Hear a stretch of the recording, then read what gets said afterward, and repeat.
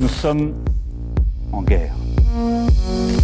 J'invite tous les Français qui veulent rester libres à m'écouter et à me suivre. Vive la France, libre, dans l'honneur et dans l'indépendance. Il y a une pyramide sociale où il y a un mec qui est en haut tout seul, et plus on descend, plus on est nombreux. Et quand on arrive en bas, on est vraiment dans la merde. Alors moi, ce que je voudrais, c'est qu'on remue la merde et que l'odeur monte jusqu'au nez des mecs qui dirigent, et qu'au lieu d'être tourné vers l'extérieur du pays, ils se tournent un peu vers l'intérieur et qu'ils disent « Ah merde, on leur prend tout leur pognon. Ah oui, il faudrait leur en laisser un peu. » Avez-vous, oui ou non, reçu de l'argent liquide de Libye pour financer votre campagne? Quelle indignité. Nous sommes sur le service public, c'est une honte. Évidemment, votre téléphone est sur écoute. Vous y pensez quand vous téléphonez? Oui, naturellement, ça devient, comment dirais-je, intégré dans votre personnalité. Mais si on n'a rien à cacher, il ne faut pas avoir peur.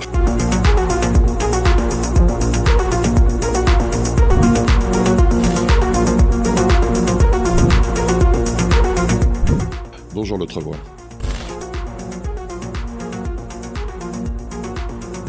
Le gouvernement a fait des annonces qui sont que des annonces et à supposer qu'elles soient matérialisées dans les faits, elles ne seront évidemment pas suffisantes puisqu'on nous parle d'un amortisseur, d'un prix moyen maximum du mégawattheure et tout ça, ça reste virtuel et de toute façon c'est totalement insuffisant. Pour résumer, ça reviendrait à multiplier les factures initiales par 4 en moyenne.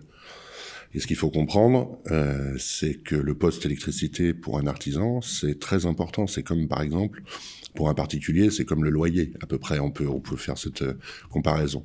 Donc, si on disait aux gens, demain, votre loyer va être multiplié par 3 ou 4, bah, vous comprendrez qu'ils seront aussi dans la rue.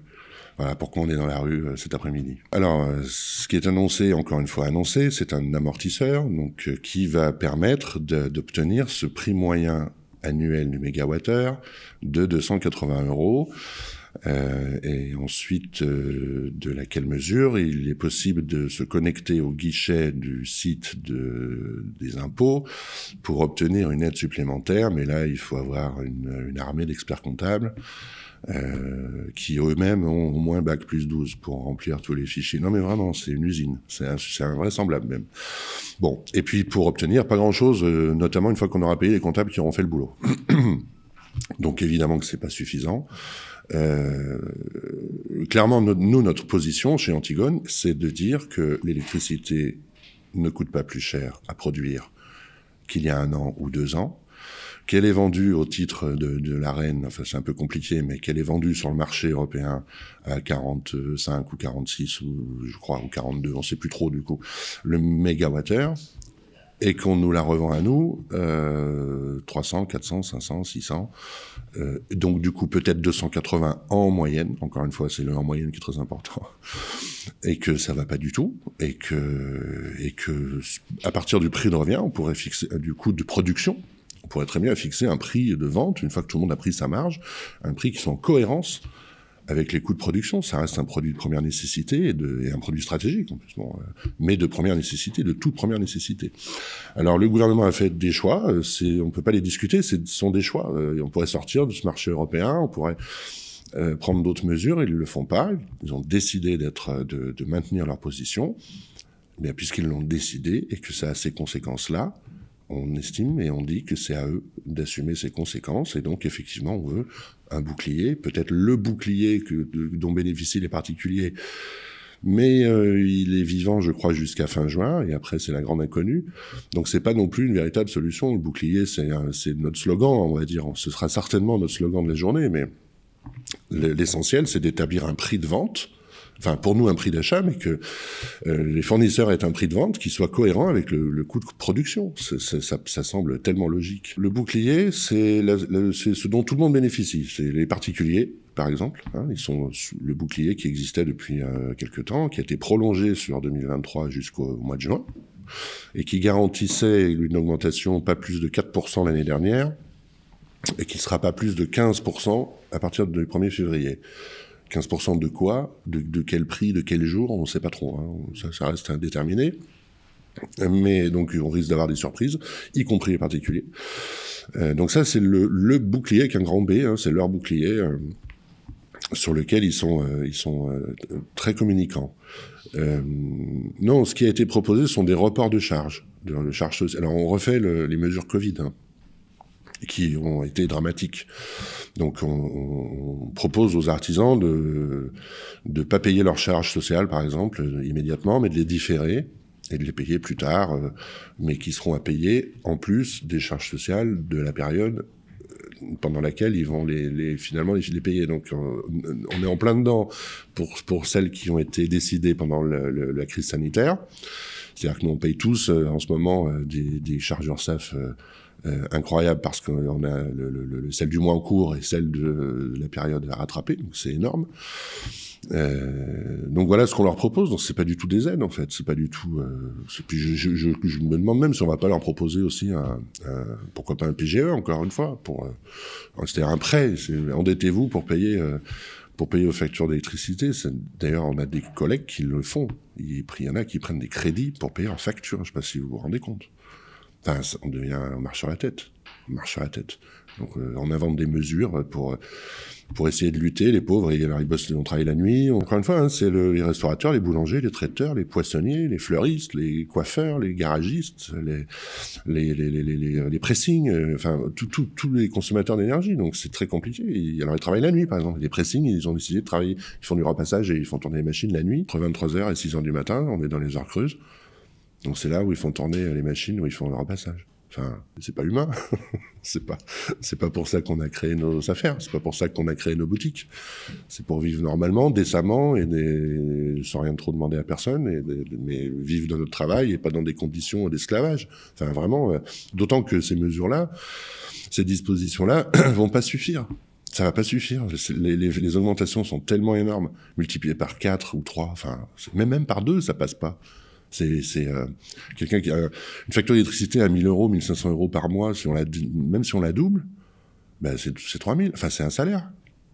Et si on la triple, c'est en quoi? Enfin, alors bien sûr, on a vu des fois 20, des fois, ça a fait le buzz sur les plateaux télé. C'est pas la majorité. C'est vrai que c'était bien pour le buzz. Ça a fait pleurer dans les chaumières, donc tout le monde adore ça. Mais la grande partie du problème, c'est les x3, x4, x5. Et encore une fois, même x2, ça passe pas. Parce que on a affaire. Ce qu'il faut bien comprendre, c'est vraiment ça. On a, depuis la crise sanitaire, on n'a pas retrouvé nos chiffres d'affaires antérieurs à la crise sanitaire. On a des changements de comportement des consommateurs. On fait face à une hausse de matières premières, de production, indépendamment de l'électricité, mais par exemple pour les boulangers, c'est les farines, les œufs, le beurre, le lait, mais pour les restaurateurs aussi, pour tous les métiers de bouche, c'est la même chose. Il y a des choses qui ont été multipliées par 3, quand même. Donc on a une augmentation des coûts des matières premières, on a une fréquentation qui est moindre, donc on a moins de chiffre d'affaires, on a moins de marge due à l'augmentation des matières premières qui n'a pas été totalement répercutée sur les prix de vente parce que c'est impossible, et donc du coup on a plus de charges, et avec en plus des remboursements de charges sociales, donc ce dont on vient de parler, avec pour certains déjà des PGE à rembourser. L'équation elle est simple. Hein. Le PGE c'est l'escroquerie qu'on nous a contraints à prendre. C'est le prêt garanti par l'État que le gouvernement a mis à notre disposition si gracieusement à l'occasion du premier confinement et qui nous a servi à payer des charges. Parce que le fameux quoi qu'il en coûte et le fameux discours qui dit que les commerçants ont été gavés d'aides, c'est pas tout à fait ça dans la vraie vie. Dans la vraie vie, on a été obligé de prendre un crédit pour payer nos charges du premier confinement, parce que à cette époque-là, l'indemnité était fixée à 1 500 € par mois, sous condition d'éligibilité, et Dieu sait s'il y en avait. Et avec 1 500 € par mois, dans une entreprise, on ne couvre pas les charges fixes. Ça couvre à peine le loyer, mais pas tout le reste. Donc pour payer toutes leurs charges fixes, nos collègues n'ont pas eu le choix. Donc c'est vraiment été une obligation, contracter ce fameux PGE. Voilà, donc et aujourd'hui on paye les mensualités de ce fameux prêt garanti par l'État, qui encore une fois a servi à payer du vent, des choses qui auraient dû être prises en charge par le gouvernement, qui a lui-même décidé de nous fermer.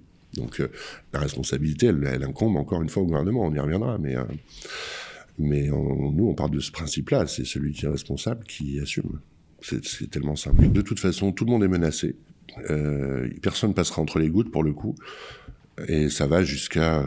parce que il y a ceux qui sont directement touchés par la hausse des factures faramineuses, et puis il y a les autres qui seront indirectement touchés par l'absence de consommation, par l'absence de clientèle. Voilà. Parce que, encore une fois, ça finit par avoir un effet domino. Et... Alors, oui, ils sont tous en danger. Beaucoup ont déjà coulé, et on n'en parle pas beaucoup, parce que le problème n'est pas né au mois de décembre. Le problème est né l'année dernière, en fait. Et on avait déjà, nous, alerté dans l'été, au mois d'août, en disant, attention, ça va être un massacre si ça reste dans l'état, parce qu'on avait certains collègues qui commençaient à recevoir leur renouvellement de contrat, parce que ça se fait à date anniversaire, donc c'est pas tout au 30 décembre. Et on avait déjà constaté des envolées de prix invraisemblables. On nous explique toujours qu'on dramatise toujours tout, donc évidemment c'est compliqué, mais en fait non. Il suffit juste d'avoir un peu de bon sens pour voir ce qui va se passer. Et c'est ce qui s'est passé donc dans l'été, on avait alerté. On a déjà des gens qui ont fermé dans l'été. Et puis tous ceux qui ont coulé dans la période, on dit, certains, j'ai entendu dire que c'était les plus fragiles. C'est pas du tout les plus fragiles. C'est ceux qui ont été concernés, qui ont reçu déjà des factures multipliées par 4 dès le mois de septembre, dès le mois d'octobre. Ils ont payé une fois, ils ont payé 2 fois, puis ils ont fermé, parce que c'est plus possible. Et cela, on n'en parle pas. Alors, vous savez, quand on entend les ministres qui nous expliquent à quel point ils sont aux côtés des artisans, tellement même qu'ils s'en occupent personnellement, qu'ils leur téléphonent en personne, même si c'est pas tout à fait vrai, on a vu certains mensonges, et que on met en face les centaines qui ont déjà fermé durant la période de l'automne, on est dans l'indécence, là. Voilà, on est dans le manque de respect absolu. Donc la considération de nos dirigeants est à peu près établie. Il faut que tout le monde le comprenne. Il faut que tout le monde comprenne que les aides annoncées, même si on a une confédération des boulangers, un syndicat ou tel syndicat de restaurateurs ou telle autre fédération qui fait le SAV en expliquant que c'est formidable, ben c'est pas du tout formidable. Parce qu'encore une fois, on revient à x3, x4. Et c'est juste pas possible. Voilà, il suffit pas d'avoir fait maths sup. Hein,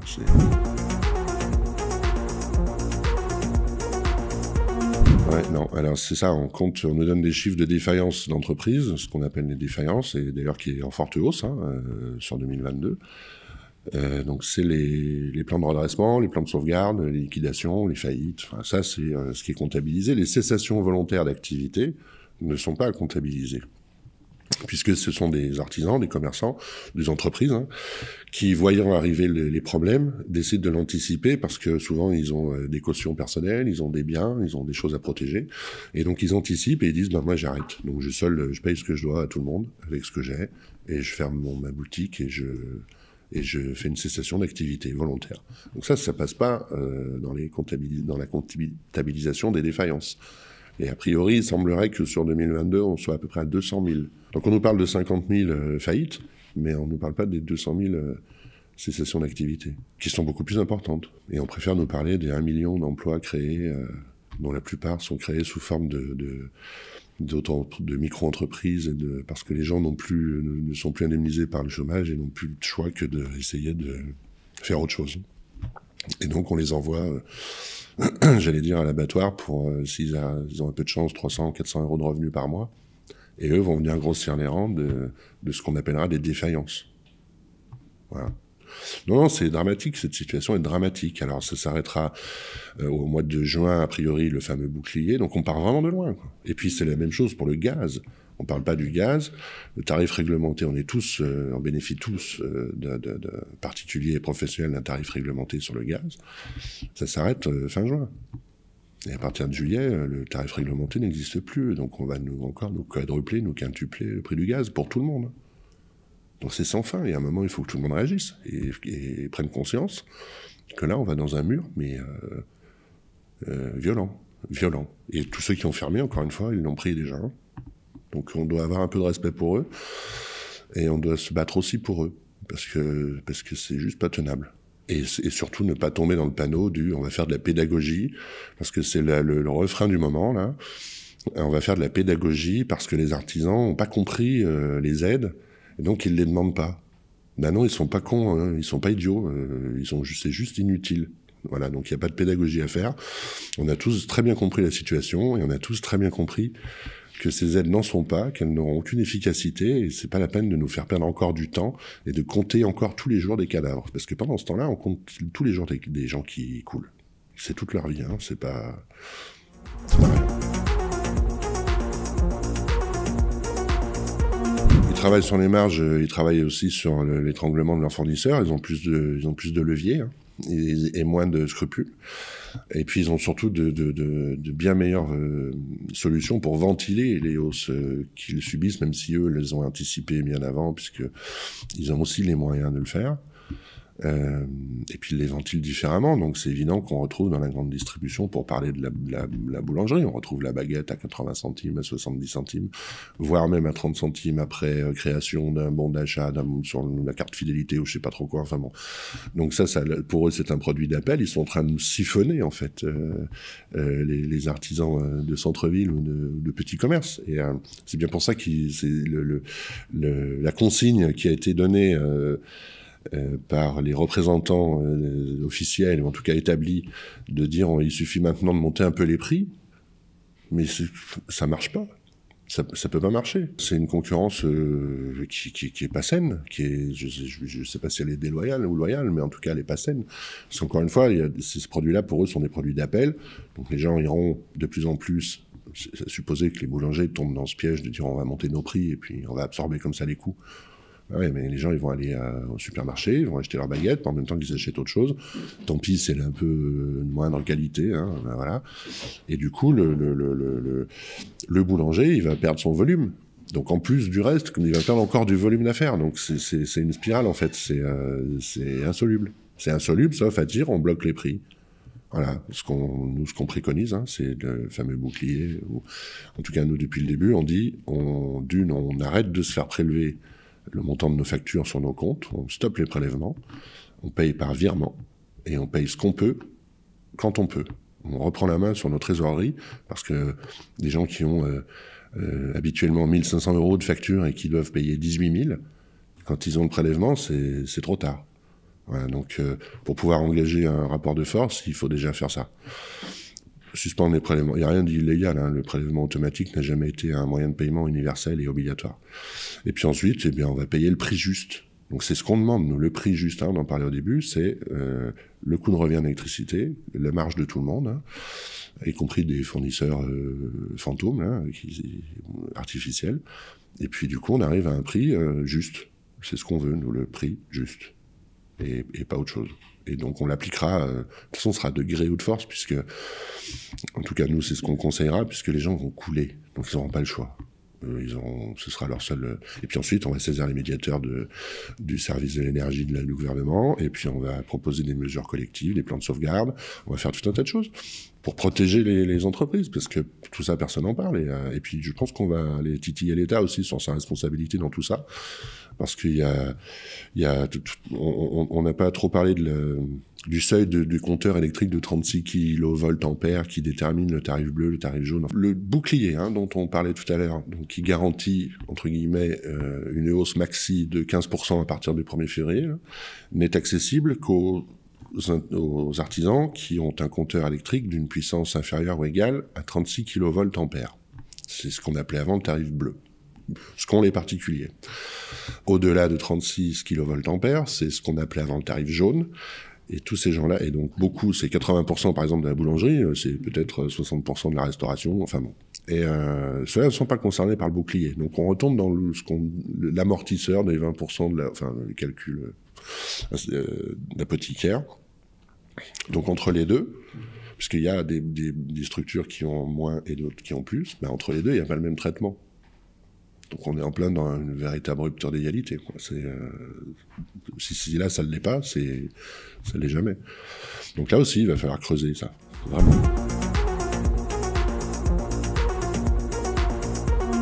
Moi, je ne l'ai pas fait encore, parce que je résiste, mais je devrais. C'est une mauvaise décision de ne pas le faire, en fait. Sauf que si je le fais, je vais perdre des clients. Mais je devrais monter de 20% au moins. Voilà, et certains produits, le foie gras par exemple, il a fait 2,5 en un an, fois 2,5. moi, j'y ai toujours le même prix. Donc, en fait, ça fait plaisir aux gens maintenant. Je fais plaisir aux gens. On gagne rien dessus. Bah oui, mais donc si on fait ça avec tous, on n'est pas des associations. Nous, on est censé, voilà, on est but lucratif et on est censé pouvoir au moins faire face à nos charges, payer nos salariés. Donc c'est de plus en plus compliqué. Donc de toute façon, à un moment, on va se retrouver au fond de l'entonnoir. C'est pour ça qu'il faut agir, il faut, encore une fois, on suspend les prélèvements, on reprend la main sur nos trésoreries, et pas que sur l'électricité d'ailleurs. On peut le faire pour tout, on l'avait conseillé déjà au tout début de la crise sanitaire. Il faut absolument reprendre la main et refaire un peu de gestion en bon père de famille. On paye ce qu'on peut payer, le plus urgent, le plus important, puis on jongle, et puis on gagne du temps, et puis après, nous, on proposera, à l'issue de cette journée de manifestation, on verra ce que ça va donner, mais on est très content d'y participer, mais on proposera des solutions plus sérieuses, et en tout cas sur le moyen et long terme, pour mettre tous ces gens sous protection, parce que ça va être indispensable. Indispensable.